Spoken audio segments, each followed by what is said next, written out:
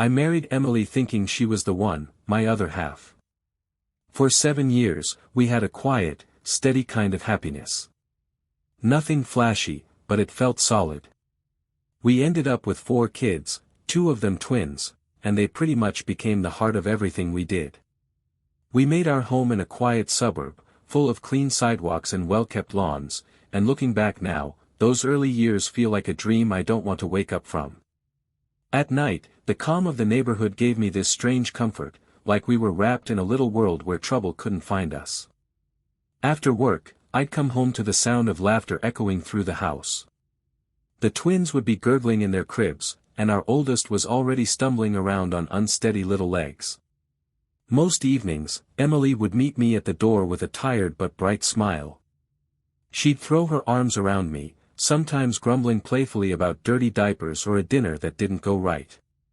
It all seemed so right. Too right. I never saw the cracks until they were gaping wide. Things started falling apart last year.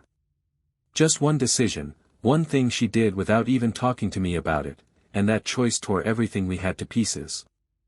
What was left after that was just bitterness, betrayal, and this burning need in me to make sense of it all, maybe even to get even. If someone had told me back then that Emily could be so careless with what we'd built, I'd have laughed in their face. Sworn they didn't know her like I did. But here's the thing about loyalty, it can vanish in a blink when the person you trust decides you don't matter anymore. The night everything changed, she came to me shaking, her voice all tense and clipped. I could tell something was off before she even spoke.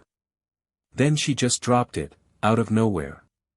Her sister Chloe and Chloe's husband, Brian, had been trying to have a baby for years with no luck. Now, Chloe's doctor was recommending they go the surrogacy route. Emily had already decided she was going to be the surrogate. But what really broke me wasn't the idea itself, it was that she never even asked me first. She had already set the whole thing in motion behind my back. That moment is burned into my memory like it just happened yesterday. We were sitting on the couch, side by side but not really connected, just sort of lost in our own heads. Some late-night comedy was playing on the TV, but neither of us was paying attention. Then, out of nowhere, she looked over at me, phone in hand, and said in this offhand way, "Nathan, there's something I've decided to do." That tone of hers, it sent a chill through me. Emily only used that kind of voice when she was about to drop something big, something she wasn't going to back down from no matter what I said. My gut twisted. I reached for the remote and muted the TV. I turned to her and asked, "What's going on? You look serious." She pushed a loose strand of hair behind her ear, looked me right in the eye, and said, "I'm going to be Chloe's surrogate." I blinked, unsure I heard her right. "What do you mean?" I asked. She didn't flinch. Her voice was calm and direct. "Chloe can't have a baby. She's been through round after round of IVF, and nothing's worked. Her doctor said a surrogate is their best option now. Since she and I share the same DNA, I'm kind of the ideal choice. I've already talked to the clinic." The way she said it, so flat, so matter of fact, I honestly thought she had to be kidding. But when I saw that dead serious look on her face, my chest tightened, and I felt my pulse in my throat. "You've already," I swallowed hard. "Emily, are you telling me you're going to carry Brian's child?" She let out a long breath. "It would be Chloe's child and Brian's. Genetically, it's their baby. I'd just be the one carrying it." My jaw clenched. "And when exactly did you decide all this? Without even telling me?" Her expression tensed up, and she lifted her chin, clearly bracing herself. "I knew you'd blow up. That's why I didn't say anything until now. Chloe's my twin, I can't watch her suffer like this. Brian and I talked through everything, and I'm confident it's the right thing to do." My anger boiled up fast. "Brian and you talked it through? That's just perfect. Meanwhile, I'm your husband, and I find out last. Do you have any clue what this feels like?"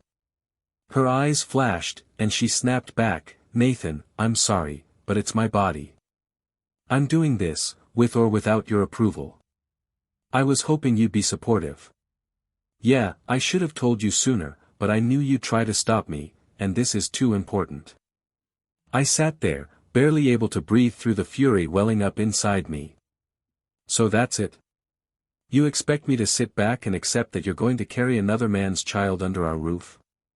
That I'm supposed to just smile and act like everything's fine? Emily set her phone down with a hard thud and crossed her arms tightly. Call it what you want. But I'm doing this. Chloe and Brian are counting on me. If you love me, you'll try to understand that. Something inside me went cold.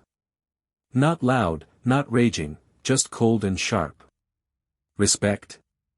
I said quietly. You think it's respectful to spring something like this on your husband? This isn't just about your body, Emily. This affects our whole family. She stood up, fists balled at her sides. Stop acting like you're the only one hurting here. Chloe's family, too. I'm doing what I can to help her. If you can't see that, then maybe I gave you too much credit all these years. That line hit like a punch. Too much credit. I said, my voice barely controlled. If you go through with this, it's going to rip us apart. She walked past me stiffly, not looking back. Then maybe we're not as strong as I thought. I stayed seated, heart pounding so hard I could hear it in my ears. My thoughts were racing, and the house suddenly felt heavier, like the air itself was pressing down on me. I told myself to calm down, to think clearly, but I already knew. Something fundamental had changed between us. The next few days were thick with tension. Emily talked openly about clinic visits, hormone injections, and embryo transfers like she was reading off a grocery list. She shared every little detail like it was no big deal. Meanwhile, I could hardly stand to hear the words. Each time she mentioned something, it just reminded me how little my opinion seemed to matter anymore. 2 nights after the bombshell, I walked into the kitchen and stopped dead. There was a box from the fertility clinic sitting in the fridge, and spread across the kitchen table were vials, syringes, and a stack of paperwork. Emily sat flipping through the documents like she was organizing a family reunion. What is all this? I asked, my voice sharp and tight. She barely looked up. Hormone treatments. The clinic sent them earlier than expected. I have to start soon so my body's ready for the transfer. I stared at her, completely stunned. You didn't think this was something we should talk about? She gave a tired shrug. We're past the talking stage, Nathan. I'm doing this. I kept my voice low, but I couldn't keep the strain out. You're shutting me out. You don't even care what this is doing to us. She rolled her eyes. Oh, come on. Don't be dramatic. It's just 9 months. I carry the baby, hand it to Chloe, and that's it. I'm not replacing our kids or anything. I'm helping my sister. I shook my head slowly. You can keep telling yourself that, but if you go through with this, I'm done. I'm not staying in a marriage where I don't matter. She looked up then, eyes cold and steady. If your ego can't handle me doing something selfless for my sister, maybe you should leave. My face burned hot. Ego? This isn't about ego, Emily. This is about trust. You planned everything with Brian before I even had a clue. She snapped, her voice rising. So what if I talk to Brian? He's the biological father, of course he needed to be involved. I laughed bitterly. And I'm your husband, remember? Or is that just some outdated detail now? Emily picked up the stack of papers again like I wasn't even there. We're done talking, Nathan. I stood there, chest aching, feeling like the floor had dropped out from under me. She didn't even see what she was doing, to us, to me. My fingers itched to snatch those fertility forms out of her hands and rip them to shreds. But I didn't. I knew how that would look, irrational, unhinged. So I just turned and walked away, leaving her with her new mission, doing my best to steady the fury rising in my chest. That night, lying awake in the dark, I came to a quiet, painful decision. If Emily was determined to walk this path without me, then she could walk it alone. I couldn't watch her stomach grow with Brian's baby, not when I had no say in any of it. So I contacted a lawyer. When Emily found out, she exploded. I was helping our oldest with homework, coloring, actually, when she stormed into the living room, face flushed and eyes blazing. She stopped just short of yelling, her voice a sharp whisper, thick with fury. "How dare you," she hissed, glancing at our child, who was still focused on their drawing. I calmly set the crayon down, turned to our kid, and said gently, "Stay here, okay? I'll be right back." Then I led Emily into the hallway. "Lower your voice," I said firmly. "The kids don't need to hear this." Her eyes narrowed. "So you think it's perfectly acceptable to run to a lawyer and file for divorce?" My chest burned like it was on fire. "I told you what would happen if you went ahead without me. And you did it anyway. I'm tired of being ignored." Tears welled in her eyes, but they weren't sad tears, they were hot, angry ones. "Nathan, we can come back from this. You just need to accept what I'm doing, and we can move forward." I raised a hand. "No. You're still not listening.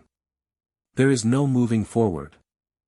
You made a major life decision, used our money, signed up for surrogacy, as if our marriage came second to your sister's baby. What exactly did you expect me to do? Say, 'Great job, honey, go carry Brian's child'?" Her lip trembled. "I didn't think it would come to this. God, you're so cold." I laughed once, short and bitter. "Maybe I am now. But I wasn't cold when you made the decision. That's what made me this way." She opened her mouth like she had more to say, but nothing came out. She just stood there, vibrating with rage, and finally turned and stormed up the stairs. I stayed in the hallway, heart racing, wishing this was all some fever dream I could wake up from. In our state, the law requires a 1-year separation before finalizing a divorce. Emily knew that. And she wasn't going anywhere. She said she had nowhere else to stay, that she'd need bed rest soon, and that the kids deserved stability. I didn't want to disrupt their lives either, so we stayed under the same roof, for now. Stayed was a generous word. We coexisted. She took the guest room or crashed on the living room couch. I kept the master bedroom. We moved around each other like ghosts. The silence between us was loud, and the kids noticed. They'd ask why Mom and Dad didn't sit together at dinner anymore. We pretended everything was fine, but tension seeped into every room of the house. Then one weekend, Chloe and Brian showed up. I found them in the living room, flipping through a glossy baby catalog like they owned the place. The kids were outside, so I didn't bother with pleasantries. Brian stood awkwardly from my recliner. "Hey, Nathan. We were just, planning for the baby." Emily rubbed her stomach, it had just started to show, and said, "Brian and Chloe want to make sure we're prepared. I need a few things here to be comfortable." I stared at her. "Why can't Brian buy all that for his house? That's where the baby's going to live." Brian gave a strained chuckle.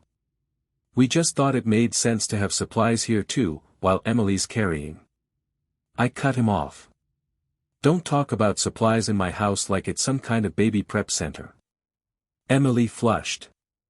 "You're being ridiculous. What do you expect me to do, stand around at their place for hours when I feel sick or need rest? I live here, Nathan." I clenched my jaw. "Yeah, you do.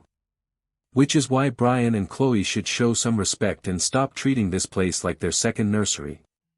Brian glanced nervously at Chloe, who stood behind the couch with her arms crossed. She stepped forward, her voice tight. "Nathan, it's not like we want to be here. We're just trying to make things easier for Emily." My patience snapped. "Let me guess, you expect me to play the supportive husband, maybe rub her feet, bring her snacks, all for a baby that isn't mine?" Chloe threw up her hands. For God's sake, we're family. This isn't about mine or yours. It's about helping each other. I fixed my eyes on her. No. It stopped being about family the second you both conspired with Emily and cut me out completely. Brian let out a long sigh. Look, man, I know this is awkward.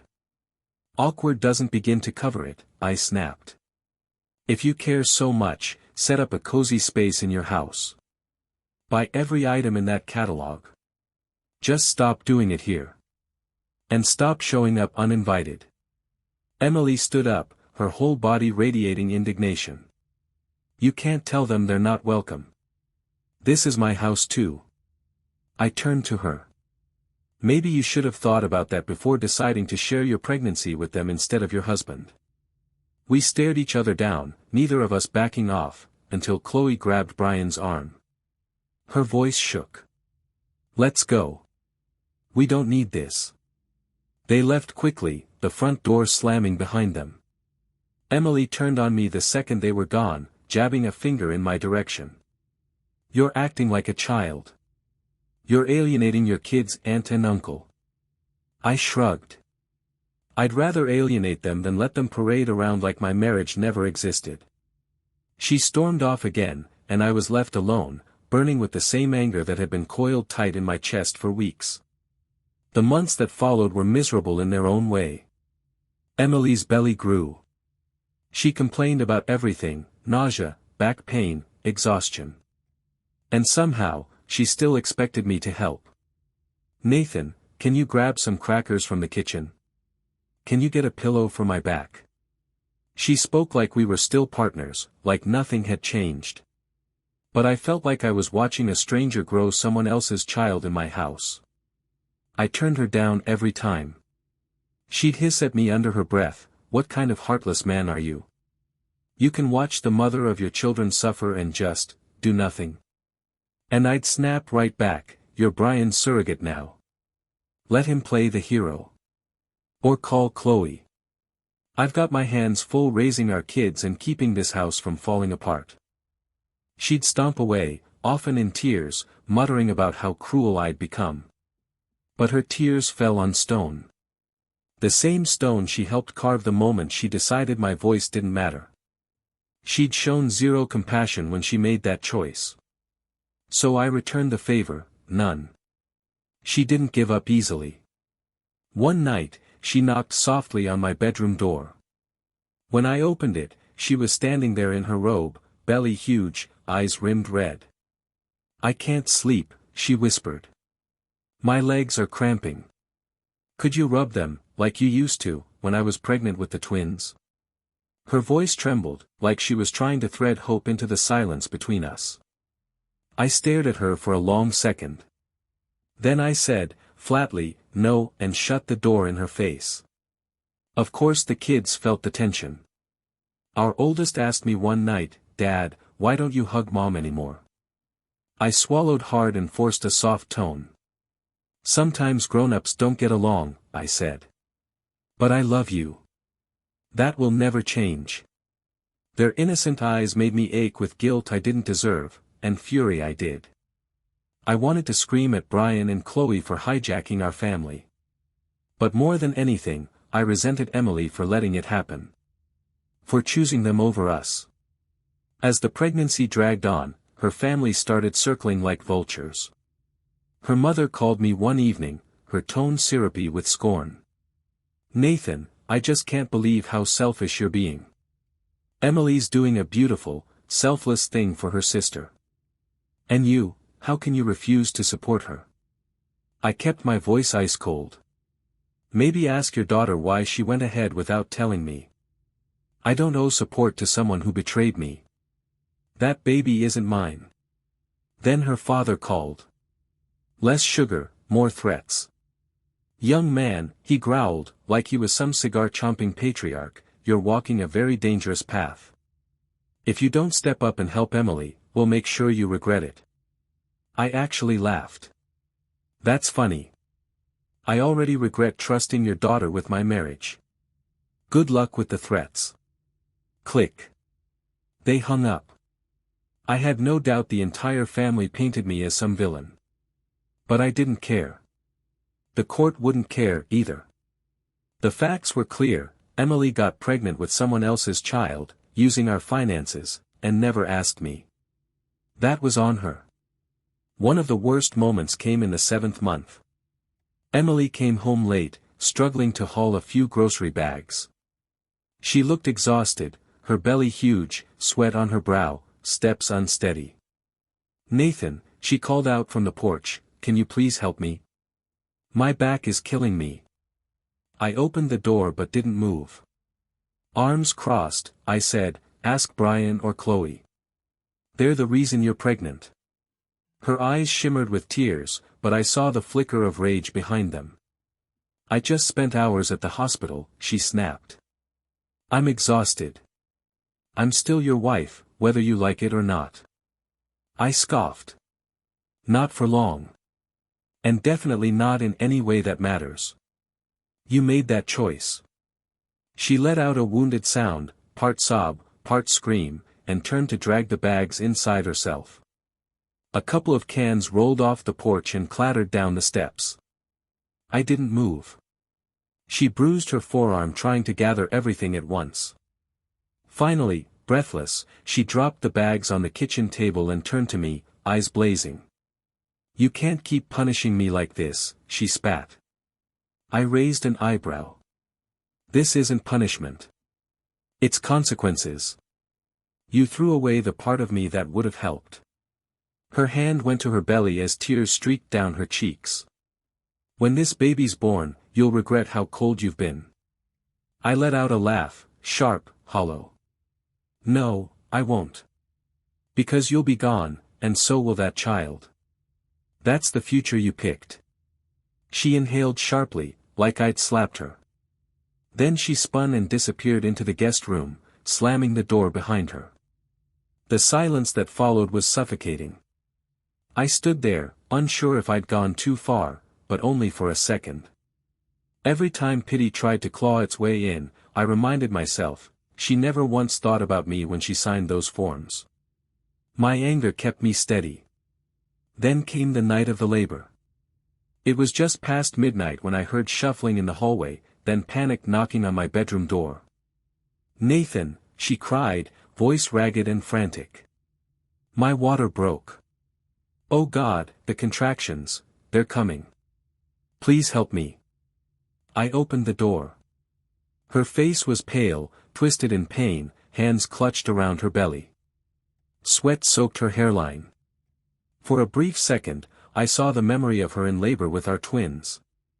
Then it vanished, swallowed by everything else.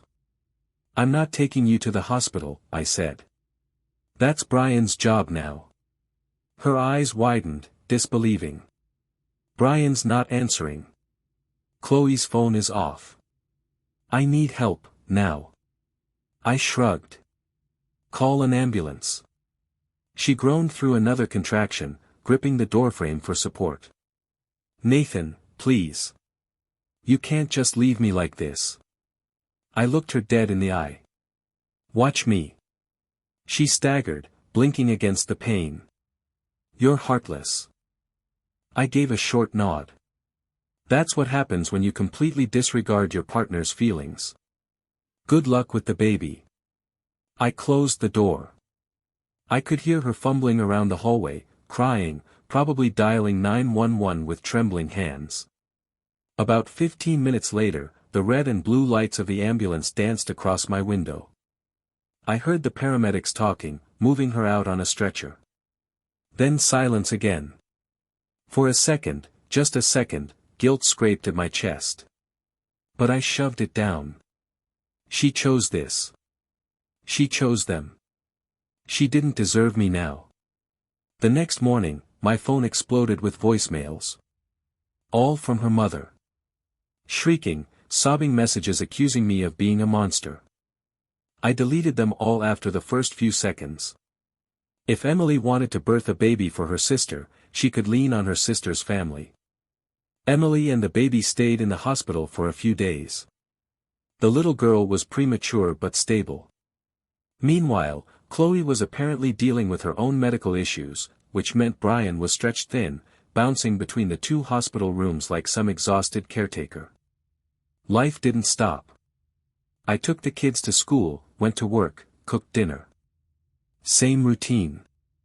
When Emily's mother called to inform me, "Emily will be home in a couple of days," I didn't ask for details. I said, "That's her choice," and hung up. I was on the couch reading when Emily finally came through the door. She looked like a ghost, pale, drained, dragging her feet. In her hand was a portable car seat, and inside it, the screaming centerpiece of our marital collapse. She set it down with a heavy exhale and collapsed onto the couch like she hadn't slept in weeks. The baby stirred, let out a soft whimper. I stared at it. Pink skin, wrinkled fists, a little bundle of noise and need. A living, breathing reminder of betrayal. "So," I said, voice clipped, "why are you here with the baby? Shouldn't it be with Chloe?" Emily closed her eyes for a second. "Chloe's still in the hospital, complications. Brian's overwhelmed. They asked me to keep the baby here for a few weeks." I scoffed. "They asked, or you volunteered?" She glared. "Is there a difference? I couldn't abandon her. She's helpless. You should have thought about that before signing up to carry someone else's child without consulting your husband," I snapped. "But let's be crystal clear, I'm not lifting a finger. If you're too tired to deal with the screaming, that's your problem." She rubbed her forehead. A tear slipped down her cheek. "Have you always been this cruel?" she whispered, more to herself than to me, "or did I push you into it?" "That's a question you can ask yourself at 3 a.m. when she won't stop crying," I replied. "Now if you'll excuse me, I've got real children to feed." She flinched like I'd struck her, but didn't say another word as I walked into the kitchen. The next month was a marathon of wailing nights and cold silences. The baby cried endlessly. Emily stumbled around half-conscious, warming bottles, rocking the infant, her eyes hollow from sleep deprivation. She'd come to me, dark circles etched under her eyes, voice cracking. "Please," she whispered one night, tears dripping onto a half-filled bottle, "I need just 30 minutes to lie down." She hasn't stopped crying for hours. I stared at her, expression blank. "Call Brian. Or your mother." She sobbed in frustration and turned away, the baby's cries echoing down the hallway like sirens of a shipwreck. Sometimes I felt a pang, for the baby, not Emily. It hadn't asked to be born into this mess. But I wouldn't be her crutch. I wouldn't make this easier for Emily. She made her choices. Her parents came by often. Sanctimonious, judgmental. Her mother would wave her finger in my face, calling me a monster. Her father tried to corner me like a school principal trying to lecture a delinquent. "Listen here," he'd growl. "You should be ashamed. Emily just had a baby. She needs rest. You can't abandon her like this." I'd glare right back. She abandoned me the moment she forged my signature and used our money to fund someone else's baby. Let Brian handle it. Let your family help her. Not my baby, not my problem. He'd stomp off, muttering curses, but I took it all with a kind of grim satisfaction. Let them all think I was heartless. The law didn't operate on feelings, it ran on facts. And the facts were piling up in my favor. My lawyer had everything documented. Emily had dipped into our joint accounts without permission. Even forged my name on a couple of surrogacy-related payments. The paper trail was clear. Timeline, receipts, emails, damning. The judge had already flagged the forgery as a major issue. Emily's lawyer tried painting me as a cold husband who abandoned his pregnant wife. But there was no getting around it, the baby wasn't mine, and Emily had kept the entire surrogacy hidden until it was too late. Her argument crumbled under its own contradictions. Brian and Chloe stayed quiet about the finances, probably relieved Emily was the one who'd taken the financial hit. They just wanted the baby. But with Chloe still recovering and Brian's job situation up in the air, they couldn't even take full custody. So the baby stayed in our house, a tension-filled, awkward purgatory nobody wanted but couldn't escape. 2 weeks before the final court date, Emily cornered me in the living room. The baby was napping in a bassinet beside her. She looked worn out, still thinner than she should be, hair pulled back like she hadn't bothered with a mirror. "I need some financial help," she said, bluntly. I looked up from my laptop. "For what?" She hesitated. "My doctor says I need to focus on recovery. I can't go looking for a job right now." I raised an eyebrow. "You're not my responsibility anymore, Emily." Her mouth tightened. "I'm still the mother of your children," she snapped. "I'm not talking about the surrogacy. I mean money to survive. To care for our kids when they're with me. Groceries, utilities, rent." I closed my laptop, slowly. "When we're divorced, I'll pay child support. As required by law. But I'm not giving you spousal support." Her eyes flashed. "I deserve some financial security. I sacrificed my body for my sister, not for me," I cut in. "And that's the key difference." Her voice trembled. "You're unbelievably cruel. You don't care that I'm struggling with postpartum depression?" I stared at her. "I care about our children. Not about the baby that belongs to Brian. Not about the postpartum spiral you chose when you signed up for this behind my back. You made this bed, Emily. Lie in it." She bit her lip hard, tears pooling again. "You'll regret this," she whispered, voice thick with fury and pain. "You've said that before," I said quietly. "The only thing I regret is that any of this happened at all." She turned away, glanced at the baby, then back at me. "Nathan, it hurts me to say this, but you're not the man I married." I gave a bleak laugh. "And you're not the woman I married. Life changes, Emily." She left the room without another word. The baby slept on, blissfully unaware of the wreckage around her. In the final week before the court date, Emily made her decision. She packed in a hurry, stacking boxes like she couldn't get out fast enough. Her mother's house would be her new base until Chloe was well enough to take the baby full-time. I watched her from the hallway. She was folding her clothes, tears slipping silently down her cheeks. But this time, I said nothing. Our kids were confused, naturally. "Is Mommy leaving for good?" they asked, eyes wide with uncertainty. Emily knelt down, tried her best to soothe them with soft words.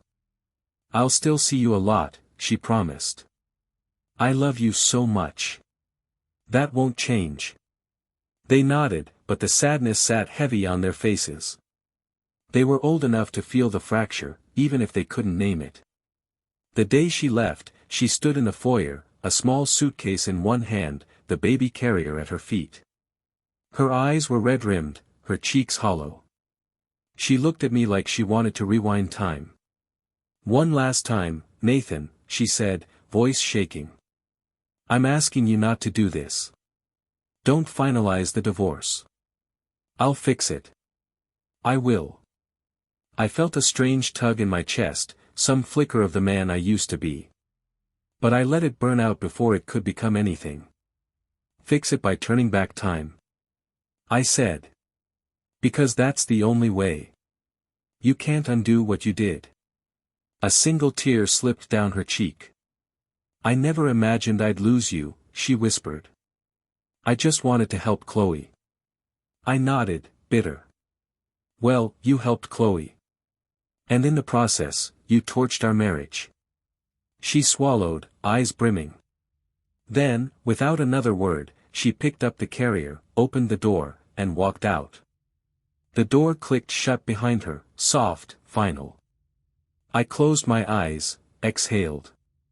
For the first time, I felt something like relief. We were nearly at the end. At the final court hearing, we sat on opposite sides of the courtroom. Emily and her lawyer. Me and mine. Brian and Chloe were in the gallery, their faces pulled tight with apprehension. The judge, a stern woman who had clearly done her reading, listened in silence as Emily's lawyer tried to paint me as cruel, emotionally abusive. They leaned into her pregnancy, her postpartum depression, her isolation. But my lawyer presented facts. A timeline. Evidence. Emily had made the surrogacy decision without my knowledge, spent marital funds, forged my signature. She ignored my repeated objections.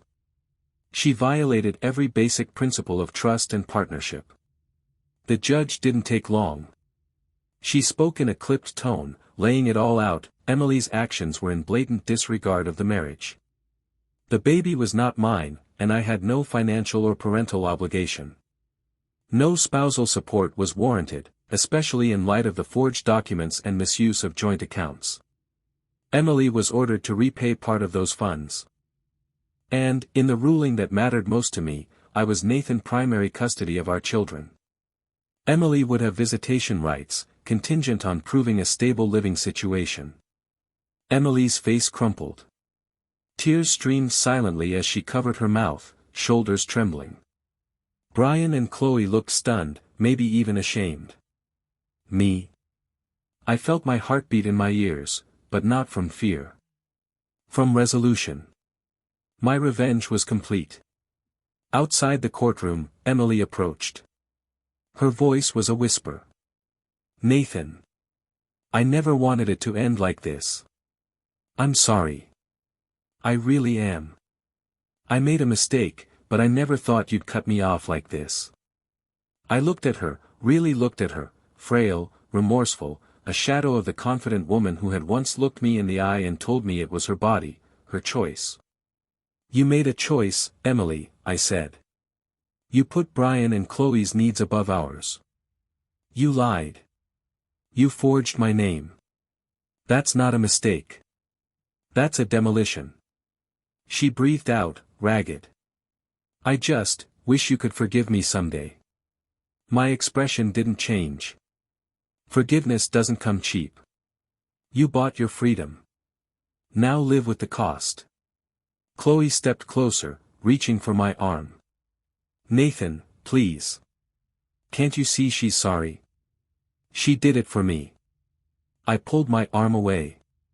And now you have your baby. Congratulations. You and Brian can clean up the wreckage. I'm done. They stood there, stunned, as I walked away. The corridor outside felt brighter. Lighter.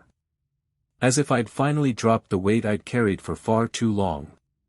In the weeks that followed, Emily moved in with her parents.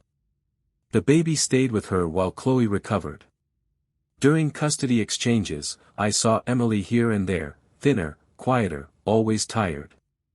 She'd ask about the kids. I'd answer politely. Nothing more. She looked at me sometimes like she was searching for a lifeline. I never threw one. Eventually, Brian and Chloe took their baby home. From what I heard, it wasn't paradise. Brian's hours were cut. Chloe's health remained shaky. Bills piled up. Emily, now broke and struggling to find work, drifted, neither needed nor wanted as much as she'd imagined.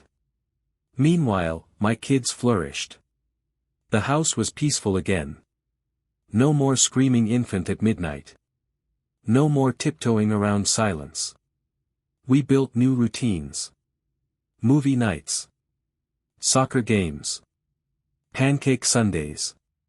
Laughter returned to our walls. Emily would sometimes text, long, regretful messages about how she never foresaw Brian's unreliability, how Chloe's health had made everything harder, how the surrogacy had done more harm than good. I responded only when necessary. Schedules.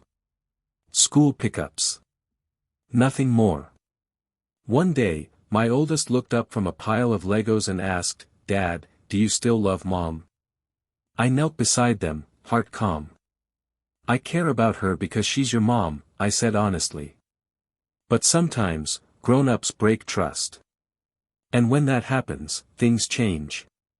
They nodded, then went back to building their tiny plastic world. Kids, so simple. It's why I love them so fiercely. No manipulation. No spin. Just truth. Months passed.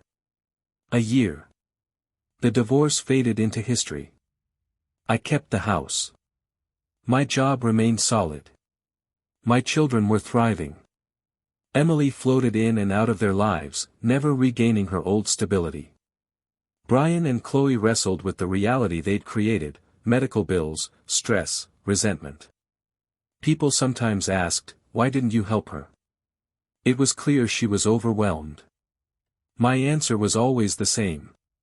She made a choice that excluded me. And she lived with the consequences. They'd shake their heads. Call me merciless. Maybe I was. But in marriage, honesty matters. Respect matters. Emily showed me neither.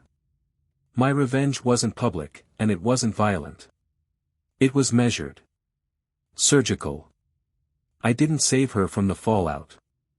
I let her fall, and I didn't cushion the landing. She chose autonomy. She got it, complete with every harsh edge it came with. If you ask me now if I regret it, being so unyielding, so cold. No. I don't regret a thing. Emily shattered the marriage. I simply made sure she felt every shard. That's the story. How surrogacy for her sister turned my wife into a stranger. And how I found peace, not in saving her, but in stepping back and letting her face the storm she summoned.